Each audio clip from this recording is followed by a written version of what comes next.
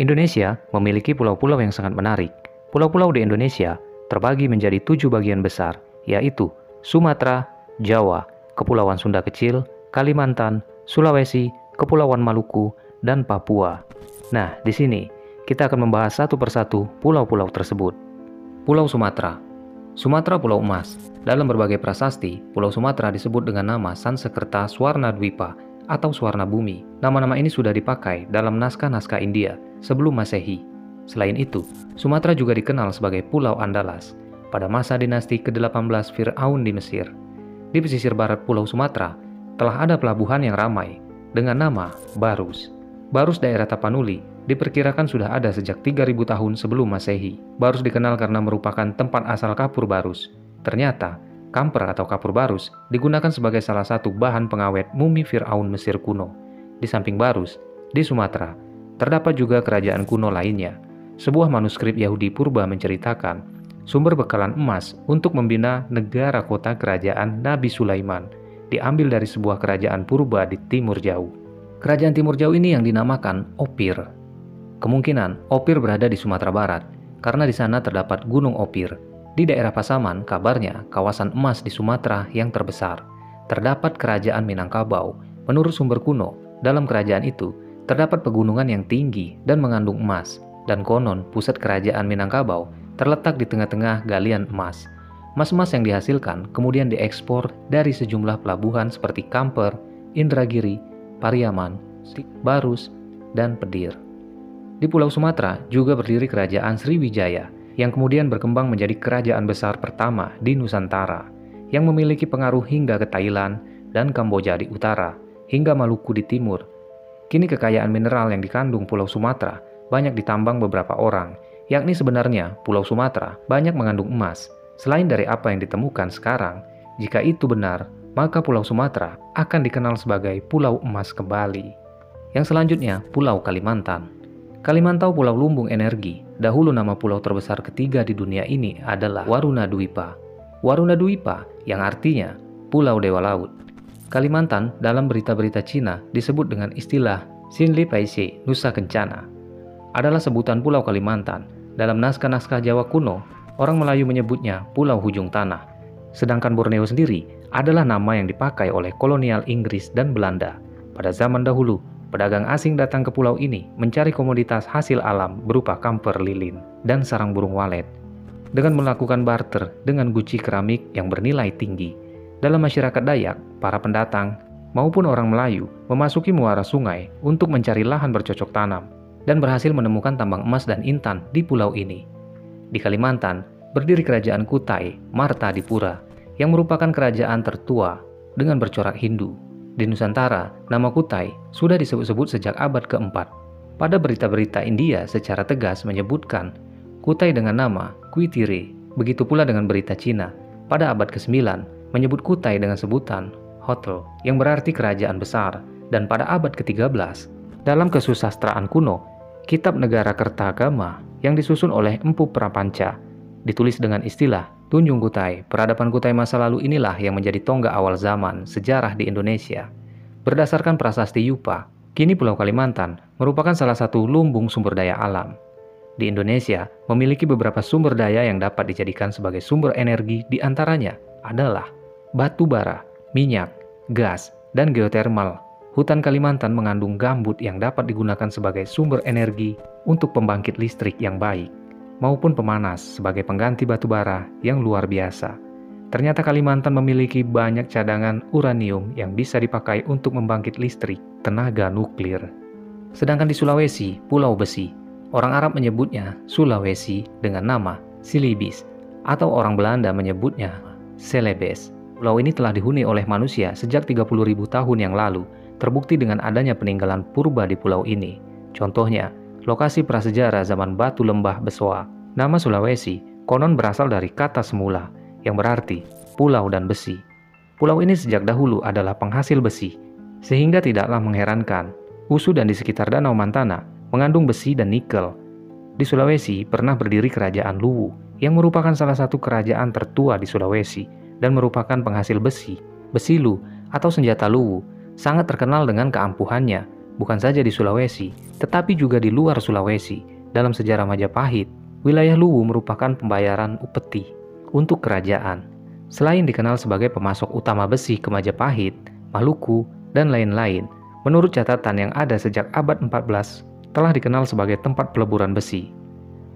Di Pulau Sulawesi ini juga pernah berdiri kerajaan Goa Talo, yang pernah berada di puncak kejayaan yang terpancar dari Sombaopu, ibu kota kerajaan Goa, ke timur sampai ke Selat Dobo, ke utara sampai ke Solo, jika Kutai ke selatan melalui Sunda Kecil di luar Pulau Bali, sampai ke Marigi bagian utara Australia. Ini menunjukkan kekuasaan yang luas, meliputi lebih dari 2/3 wilayah Nusantara. Selama zaman yang makmur akan perdagangan rempah-rempah pada abad 15 sampai 19, Sulawesi sebagai gerbang kepulauan Maluku yang saat itu diburu rempah-rempahnya. Di sini, kerajaan besar seperti Makassar dan Bone telah memainkan peran penting pada abad ke-14 Masehi. Orang Sulawesi sudah bisa membuat perahu yang menjelajahi dunia, yaitu perahu pinisi. Perahu pinisi yang dibuat oleh masyarakat Bugis. Pada waktu itu, sudah bisa berlayar sampai ke Madagaskar di Afrika. Dan satu perjalanan mengarungi samudra dan memerlukan tekad yang besar dan keberanian yang luar biasa. Ini membuktikan bahwa suku Bugis memiliki kemampuan membuat perahu yang mengagumkan dan memiliki semangat bahari yang tinggi. Pada saat yang sama, Vasco da Gama baru memulai perjalanan pertamanya pada tahun 1497 dalam upayanya mencari rempah-rempah dan menemukan benua-benua baru di timur yang sebelumnya dirintis oleh Marco Polo. Yang selanjutnya ialah Pulau Maluku. Maluku, kepulauan rempah-rempah. Maluku memiliki nama asli Jazirah Al-Mulk, yang artinya kumpulan atau semenanjung kerajaan yang terdiri dari kerajaan-kerajaan kecil.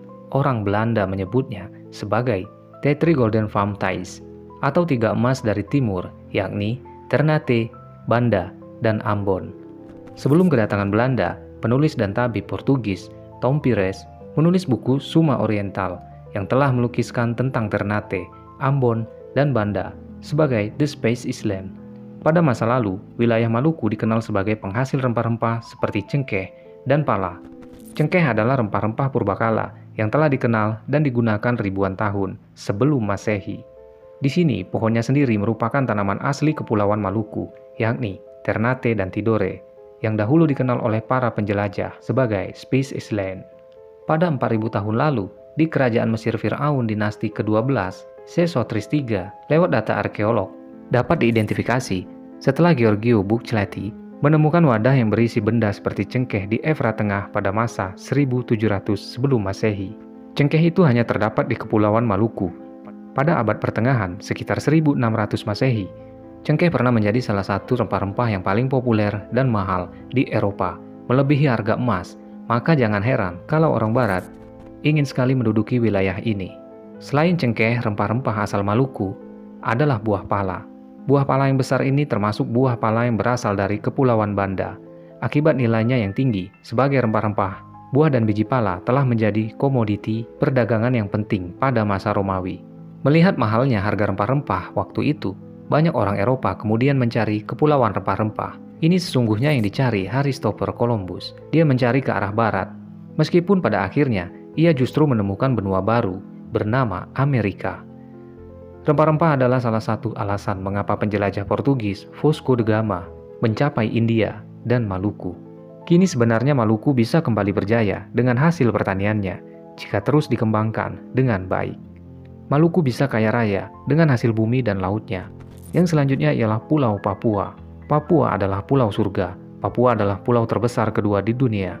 Pada akhir tahun 500 Masehi, pengarang Tiongkok bernama Gao Yukua memberi nama Tungki. Dan pada akhirnya, tahun 600 Masehi, Kerajaan Sriwijaya menyebutnya nama Papua dengan menggunakan nama Janggi Tidore, memberi nama untuk pulau ini. Dan penduduknya sebagai Papawa, yang sudah berubah dalam sebutan menjadi Papua. Pada tahun 1545, Inigo Ortiz de Retes memberi nama Nueva Guinea, dan ada pelaut lainnya yang memberi nama Isla del Oro, yang artinya Pulau Emas. Robin Osborne dalam bukunya menjuluki provinsi paling timur Indonesia ini sebagai surga yang hilang. Tidak diketahui apakah pada peradaban kuno sebelum Masehi di Papua telah terdapat kerajaan. Bisa jadi zaman dahulu telah terdapat peradaban maju di Papua.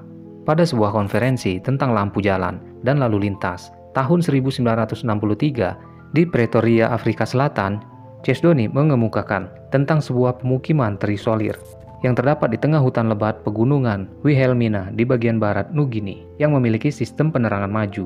Para pedagang yang dengan susah payah berhasil menembus masuk ke pemukiman ini dan menceritakan kengeriannya pada cahaya penerangan yang sangat terang benderang dari beberapa bulan yang ada di atas tiang-tiang di sana. Bola-bola lampu tersebut tampak secara aneh bersinar setelah matahari mulai terbenam dan terus menyala sepanjang malam. Kita tidak tahu akan kebenaran kisah ini, tapi jika benar, itu merupakan hal yang luar biasa dan harus terus diselidiki. Papua telah dikenal akan kekayaan alamnya sejak dulu. Penguasa dari Kerajaan Sriwijaya mengirimkan persembahan kepada Kerajaan Cina. Di dalam persembahan itu, terdapat beberapa ekor burung cendrawasih yang dipercaya sebagai burung dari Taman Surga, yang merupakan hewan hasil dari Papua. Sriwijaya mengunjungi Maluku dan Papua untuk memperdagangkan rempah-rempah, wangi-wangian, mutiara, dan bulu burung cendrawasih. Pada zaman Kerajaan Majapahit, sejumlah daerah di Papua sudah termasuk dalam wilayah kekuasaan Majapahit pada abad ke-16 dari pantai utara sampai barat. Pemburuan cendrawasih masih marak terjadi. Burung-burung yang diburu dibawa hingga ke Eropa, hingga kakinya patah. Tujuannya, bulu cendrawasih yang halus dan berwarna tersebut akan dijadikan hiasan mahkota dan topi para bangsawan. Atas dasar kepercayaan tersebut, burung cendrawasih akhirnya dijuluki Bird of Paradise. Alfred Wallace, seorang peneliti biologi dari Inggris, juga memberi nama Latin burung ini, yakni Paradisea apoda, yang berarti burung surga tanpa kaki. Eksistensinya cendrawasih sebenarnya telah diketahui raja-raja di Eropa sejak tahun 1522. Cendrawasih pada masa itu sempat dijadikan hadiah dari Raja Maluku untuk Raja Spanyol. Papua terkenal dengan produksi emasnya yang terbesar di dunia dan berbagai tambang serta kekayaan alam yang begitu berlimpah, serta merupakan surga keanekaragaman hayati yang tersisa di bumi saat ini. Pada tahun 2006, diberikan suatu sistem survei yang terdiri dari penjelajah Amerika, Indonesia, dan Australia, mengadakan peninjauan di sebagian daerah pegunungan Foja, Provinsi Papua, Indonesia. Di sana mereka menemukan suatu tempat ajaib yang mereka namakan Dunia yang Hilang dan Taman Firdaus di bumi.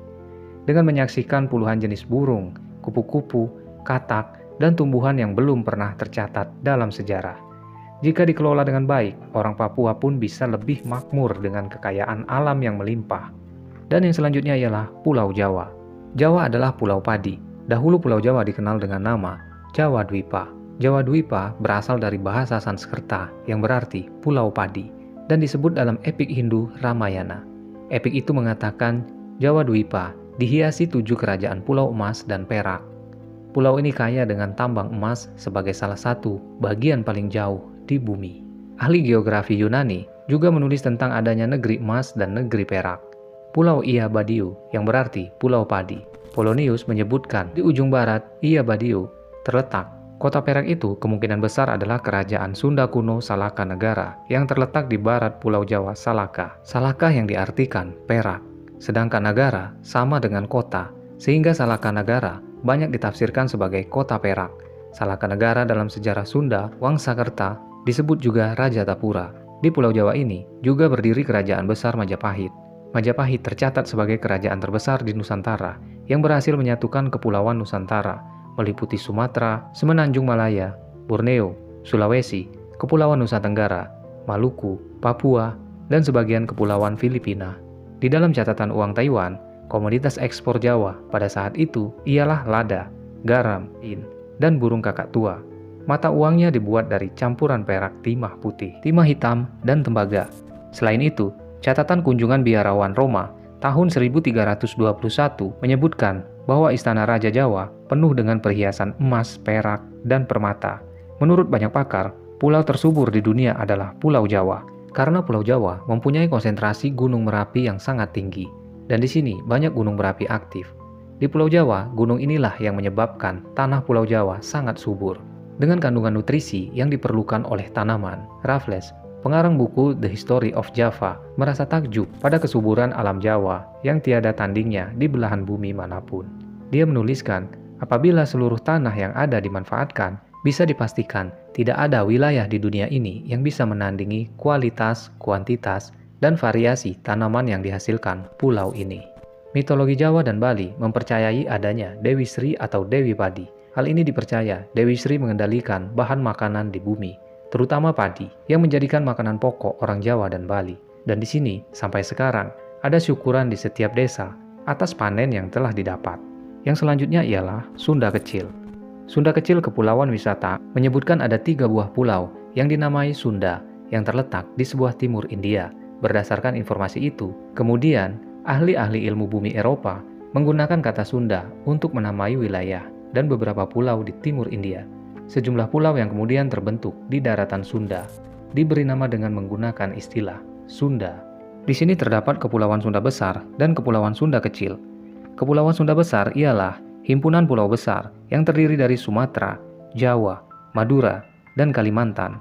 Sedangkan Sunda Kecil merupakan gugusan Pulau Bali, Lombok, Sumbawa, Flores, Sumba, dan Timur. Daerah Kepulauan Sunda Kecil ini dikenal sebagai daerah wisata karena keindahan alamnya yang menakjubkan.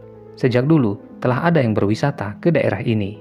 Perjalanan Rasi Markandia sekitar abad ke-8 dari Jawa ke Bali telah melakukan perjalanan dengan membawa misi-misi keagamaan. Demikian Pulau Empu Kuturan yang mengembangkan konsep Trisakti di Bali. Datang sekitar abad 11 pada tahun 1920-an. Wisatawan dari Eropa mulai datang ke Bali. Bali di Eropa dikenal juga sebagai Land of Good. Di tempat lain, di Kepulauan Sunda Kecil, tepatnya di daerah Nusa Tenggara Barat, dikenal dari hasil ternaknya yang berupa kuda, sapi, dan kerbau. Kuda Nusa Tenggara sudah dikenal dunia sejak ratusan tahun silam. Abad ke-13 Masehi, Nusa Tenggara Barat telah mengirim kuda-kuda ke Pulau Jawa. Nusa Tenggara Barat juga dikenal sebagai tempat pariwisata raja-raja. Raja-raja dari Kerajaan Bali membangun Taman Narmada pada tahun 1727 Masehi. Sedangkan di daerah Pulau Lombok, untuk melepas kepenatan sesaat dari rutinitas di kerajaan. Di daerah Sunda Kecil yang tidak kalah kayanya adalah Nusa Tenggara Timur, karena di daerah ini tempat kayu cendana yang sangat berharga. Cendana dari Nusa Tenggara Timur telah diperdagangkan sejak awal abad Masehi. Saat itu, banyak pedagang dari wilayah Indonesia bagian barat dan Cina berlayar ke berbagai wilayah penghasil cendana di Nusa Tenggara Timur, terutama Pulau Sumba dan Pulau Timur. Konon, Nabi Sulaiman memakai cendana untuk membuat tiang-tiang dalam bait Sulaiman dan untuk alat musik Nabi Sulaiman. Nabi Sulaiman pun mengimpor kayu ini dari tempat-tempat yang jauh, yang kemungkinan cendana tersebut berasal dari Nusa Tenggara Timur. Dan terima kasih untuk kalian semua sudah menonton video ini. Dan semoga dari pembahasan ini memberi sedikit pengetahuan kita untuk mengetahui tentang sejarah pulau-pulau di Indonesia. Mohon maaf jika ada kesalahan kata, penyampaian, dan penjelasan dalam video ini. Sampai berjumpa kembali di video selanjutnya.